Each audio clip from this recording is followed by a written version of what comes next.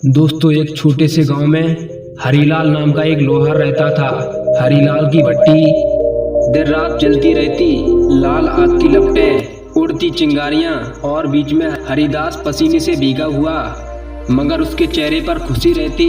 गांव वाले हंसते हुए कहते, हरिदास तू देर रात काम में लगा रहता है, कभी आराम भी कर लिया कर। हरिदास मुस्कुराते हुए कहता है, मैं जल नहीं रहा, मैं खुद को गढ़ रहा हूँ। उसका बेटा रवि ये सब बचपन से देखता था, पर उसके मन में एक ही सवाल था, इतनी मेहनत, इतना धुआं, इतनी आग और बस बदले में बस कुछ औजार। एक दिन रवि ने गुस्से में पूछा, बाबा इस आग में क्या रखा है? हाथ जल गए, कपड़े फट गए, आखिर क्या मिला इससे? हरिदास धीमी आवाज में बोला, बेटा लोहा अगर आग से बचेगा तो वो कभी तलवार नहीं बन पाएगा। समय बीता, हरिदास बूढ़ा हो गया।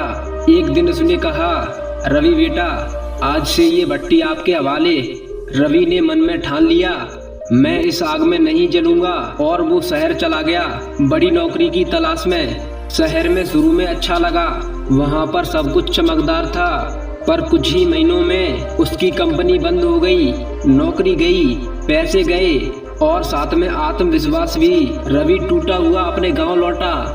घर में अंधेरा था, भट्टी ठंडी पड़ी थी, कोने में सिर्फ राख बची थी और दीवार पर लिखा था, जिसे आग ने गढ़ा है वो कभी टूटता नहीं, बस चमकता है। रवि ने वही पुराना हथौड़ा उठाया, भट्टी में फिर से आग जलाई।